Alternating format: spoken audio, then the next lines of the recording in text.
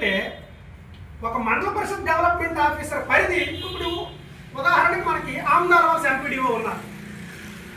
ఆమ్దాలవలస MPDO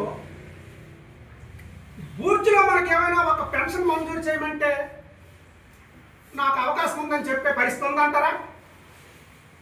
కానీ ఈ శాసనసభ్యుడు చెప్పాడని ఈ కోన రవికుమార్ అరాచకాలు ఏ స్థాయిలో ఉన్నాయో మీ దృష్టిలోకి తీసుకొస్తున్నాను, ఒక్కసారి చూడండి.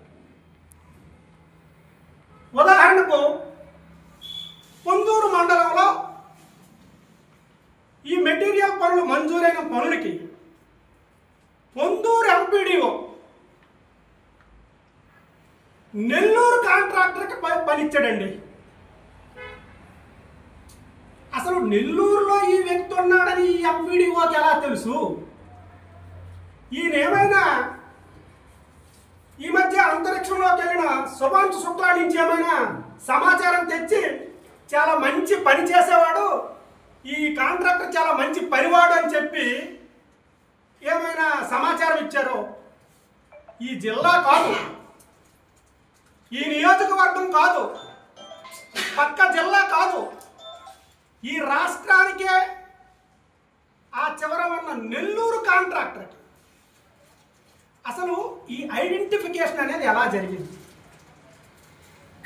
ఒక వర్క్ ఏమో నెల్లూరు, రెండో వర్క్ నెల్లూరు, మూడో వర్క్ రాజమండ్రి, శ్రీకాకుళం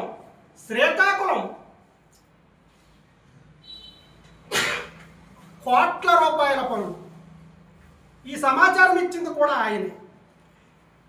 ఈ జిల్లాలో అధికార యంత్రాంగం చేతులెత్తింది అని చెప్పి మీకు ఎందుకు చెప్తున్నానంటే, మీరు ఈ పనులు చేపట్టడానికి తీసుకున్న విధి విధానాలు ఏంటని చెప్పి సమాచార హక్కు చట్టంలో అడిగితే నిర్భయంగా ఈ జిల్లాలో అధికారులు మమ్మల్ని ఏం చేయరు, ఎందుకంటే మాకు అధికార పార్టీ నాయకుల సహాయ సహకారాలు ఒత్తిడి ఉంది కాబట్టే మేము చేస్తున్నామని చెప్పి బరి తెగించి మేము ఏమి అవి తీసుకోలేదని చెప్పి సమాచారం ఇచ్చారు. పేపర్ నోటిఫికేషన్ ఏం తీసుకోలే, టెండర్స్ ప్రక్రియ ఏం లేదు, భయం లేకుండా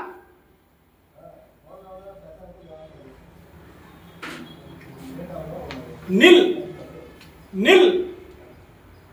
గవర్నమెంట్ ఆఫ్ ఇండియా ప్రొసీజర్ ఇది. తీసుకోకపోవడం ఒక ఎత్తు అయితే, తీసుకోలేదు అని చెప్పి ఇవ్వడం కూడా బరితెగింపు కాదా?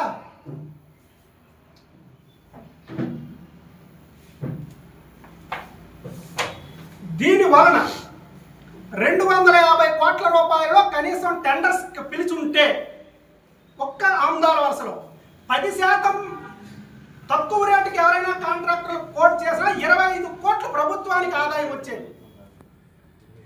ఈ జిల్లాలో 10 నియోజకవర్గాల్లో 250 కోట్లు, ఉమ్మడి పాత జిల్లాను మనం ప్రామాణికంగా తీసుకుంటే 250 కోట్ల రూపాయలు ప్రభుత్వానికి ఆదాయం మిగిలేదు.